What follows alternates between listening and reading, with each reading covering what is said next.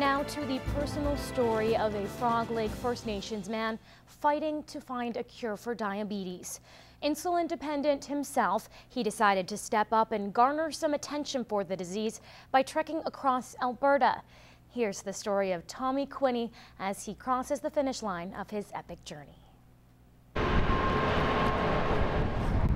Walking stick in hand, Tommy Quinney makes the final steps of his 600-kilometer journey. It's been a grueling 18 days, but there's no shortage of supporters at the finish line. I got emotional about 5 or 6 blocks away. That walking stick I was carrying lifted my heart up. And emotions continued to run high as Tommy crossed the Alberta border, completing his cross-province venture.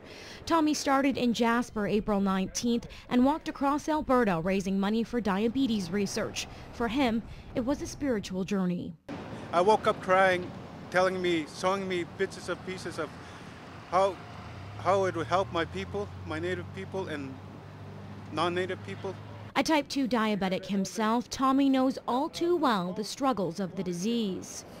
It's indescribable, he said, how powerful and how glad he is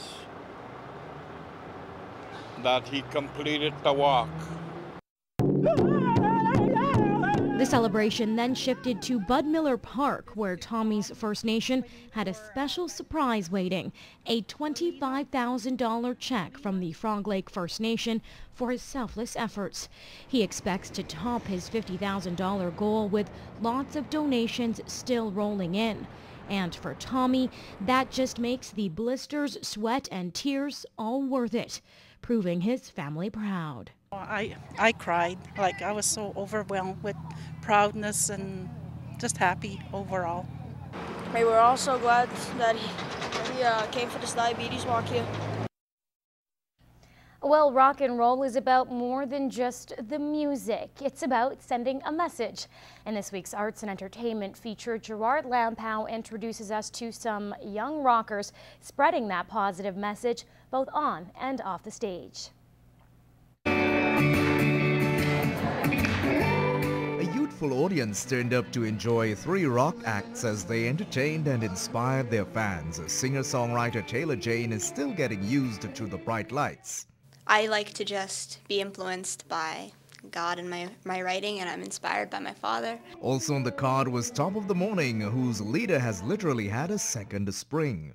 I had cancer and I beat it, and there was a lot of help that went in along the way, and one of the things that I loved all throughout my life was music, and after I beat it I decided that I wanted to pursue that.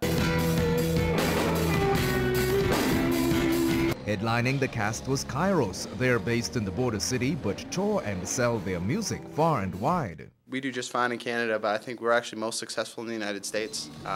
That's kind of where we've been doing most of our touring, getting the bigger tours, getting the biggest radio pushes. On the road, this band knows how to keep it real. I wouldn't say the challenges are many, but when they do arise, we have each other's backs. And Kairos knows how to give back. We work with an organization called World Vision, do child sponsorship at our shows, and it's really opened our eyes over the years to realize how much need there is around. Gerard Lampow, Newcap News. Once a year, the Lloydminster Chamber of Commerce gets together to honor the businesses doing good within our community.